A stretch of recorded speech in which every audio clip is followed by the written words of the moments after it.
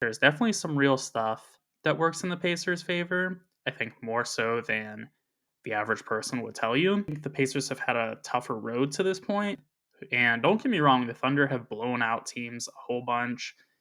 They've won like half of their games, I think is the stat, by 30 or more points. So it's absurd what the Thunder are doing, don't get me wrong. But I'll take what the Pacers have done because beating Milwaukee in five, that to me is more impressive than sweeping the Grizzlies and having some, moments of doubt where it looked like the Grizzlies might take a game or two, and then destroying Cleveland, just absolutely dismantling them in five. I think that's a lot more impressive than getting to a game seven against Denver. I think Denver and Cleveland are pretty close when healthy as far as quality of teams go. And of course, Cleveland was injured, so that did play a part. But Denver got injured down the stretch, so that helped OKC, like the injuries helped Indiana. Also, the Knicks in six. The Knicks are a darn good team. I know they didn't play in the regular season well against any team that was above them in the standings, but they were beating Boston before Tatum got hurt. So to handle them, Pacers seem to be the better team. And the same can be said about the Timberwolves Thunder series, where the Thunder did definitely seem like the better team. Of course, they won in five. So I think that kind of cancels out. But I think the road to that point was very much in favor of the Pacers. So the first thing I want to look into for the matchups for the Pacers versus Thunder are the sheer size situations for the key players in this series. SGA is a big point guard, as we all probably know by this point. He's 6'6", 200 pounds. That's big for basically any guard, let alone the point guard. But Aaron Nesmith, who I think is going to be the primary defender on SGA, I would be pretty surprised if he's not.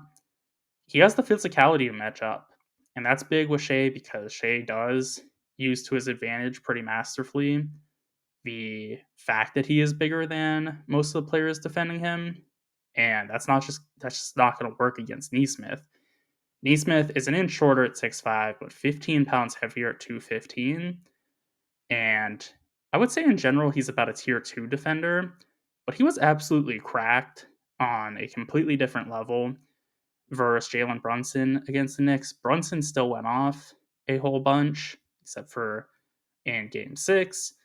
But Neesmith was making him earn every single shot. There was basically no openness with any of the looks he was getting. And in general, that's a good way to play defense, believe it or not, to not let the offensive player have any space. So, Shea's even better than Brunson. So there stands the chance that, Shea can have even greater success than Brunson did. But there is a chance that what Brunson did was an anomaly because, again, Neesmith made it just about as hard as anybody could for Brunson to score. So I like the size matchup there, and that is something that works in the Pacers' favor, which is kind of rare because they're oftentimes getting out physicaled by the other team, so you would think size is a bit of an issue for them. But they have size in good areas because with Jalen Williams, 6'6", 220, same height as SGA, but 20 pounds heavier, he likes to bully, his defensive matchups as well, and he likes to impose his will when he's defending as well.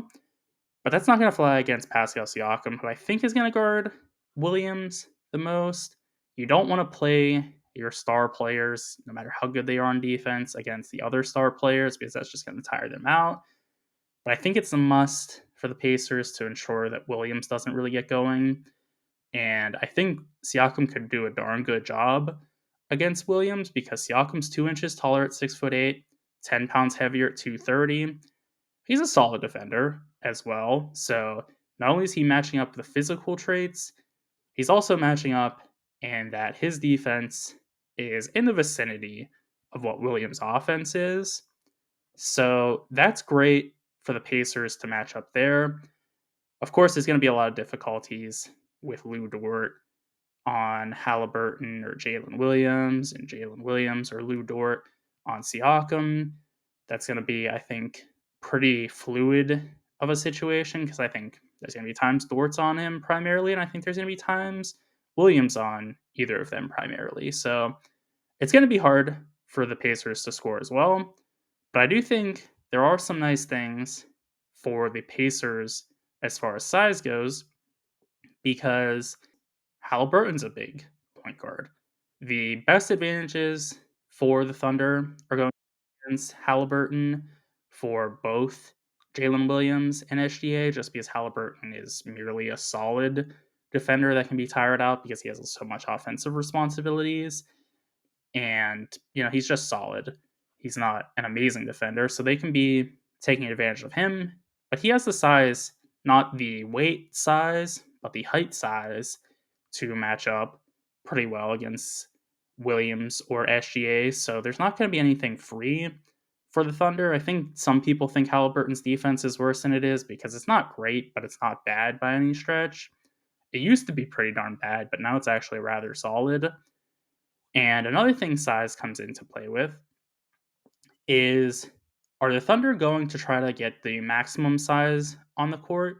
They can play in a variety of ways. They can go big, they can go small. They're going to be great either way. But if they play Hartenstein to really try to get some offensive rebounds, which is a issue for the Pacers to allow in a lot of instances, Isaiah Hartenstein could be pretty problematic on the defensive end for the Thunder, which ruins their identity because Halliburton is just going to target Hartenstein relentlessly. Obviously, you still have to clear Dort or Williams as the primary defender to get Hartenstein on the switch, which the Thunder are going to work very hard to not allow. But anytime Hartenstein would have to cover Halliburton, which is just going to happen, Halliburton's too good of an offensive player to, be contained by just one guy. So there are going to be times where there's the switch. Hartenstein could be in for a rough ride because Hartenstein is a good mobile big, but at 7 foot, 255, good luck matching up against Halliburton, who is, going to be teaching skate lessons on Hartenstein, should that be something that transpires. And size, again, the mismatch of size could be really problematic for the Thunder because SGA, Shai Gilgeous-Alexander, is a great defender. He's a tier 1 defender. I think Hartenstein's also a tier 1 defender. Basically, everybody on the Thunder is a tier 1 defender, but matchups matter a lot defensively as well. So, if Shai Gilgeous-Alexander gets involved in action with the Pacers and Spicy P Pascal Siakam gets Shai on him, that's going to be really rough for the Thunder.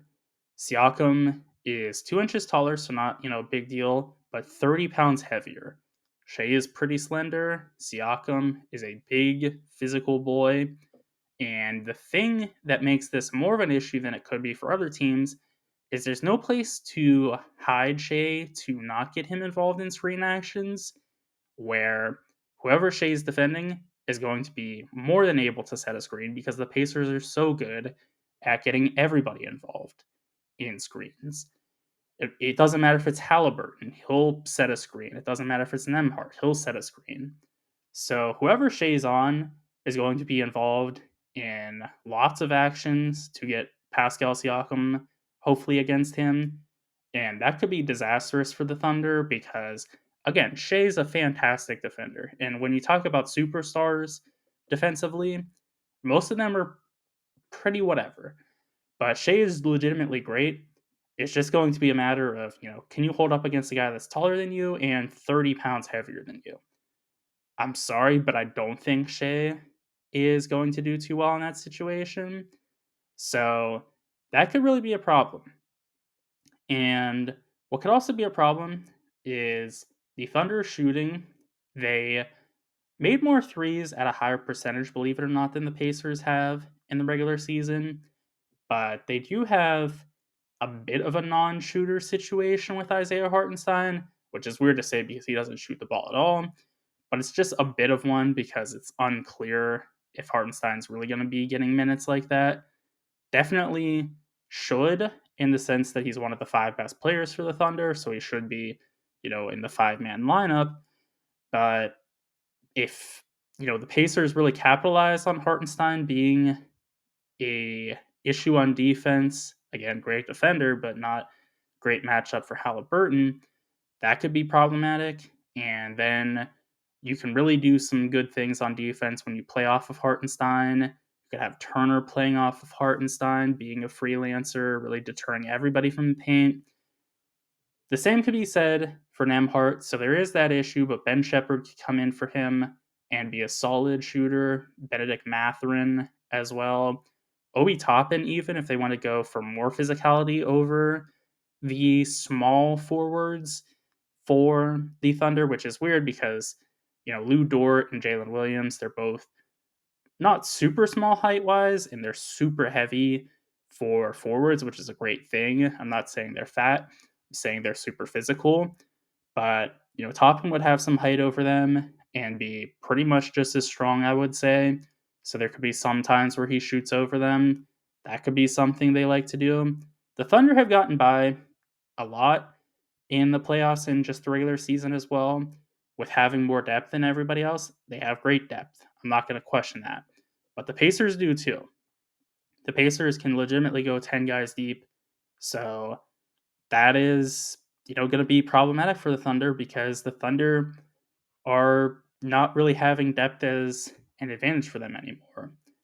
So the biggest thing that this is going to come down to for the Pacers is I think Siakam needs to have a series. He has one of the best combinations of size, strength, and speed you'll ever see in the NBA because he's darn fast for a guy that's 6'8", 230. He's kind of like a little bit of a smaller, less imposing Giannis in that way.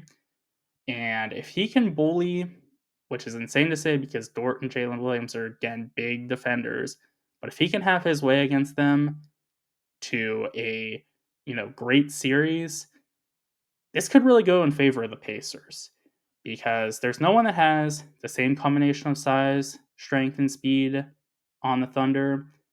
Chet has the size, he doesn't have the strength. Dort has the strength and speed, he doesn't have the size. Same for Williams.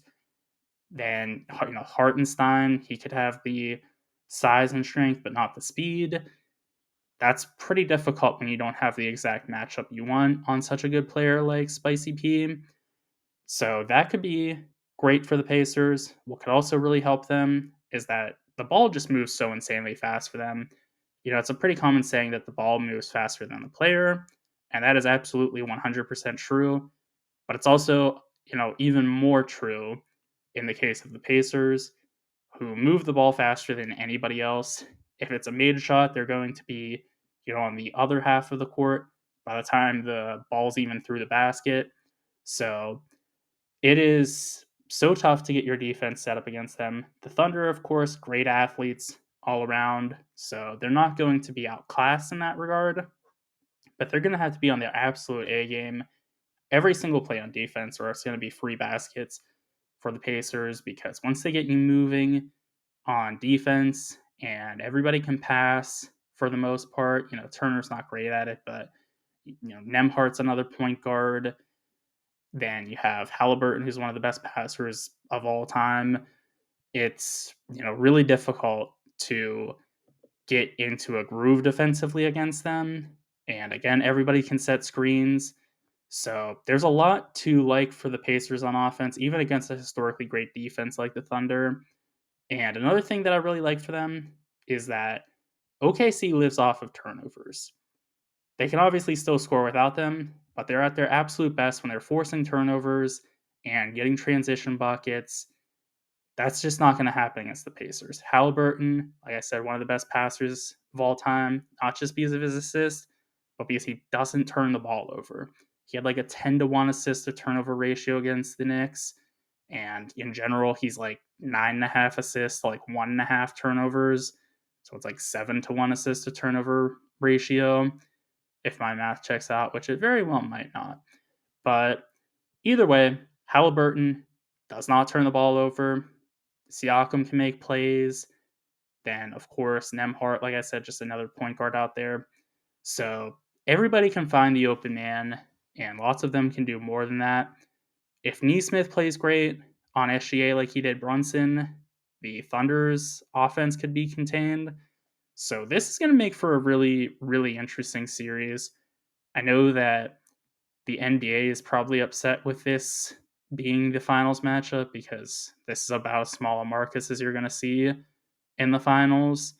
But this is going to make for some great basketball, and I think the Pacers have a real, real chance against the Thunder.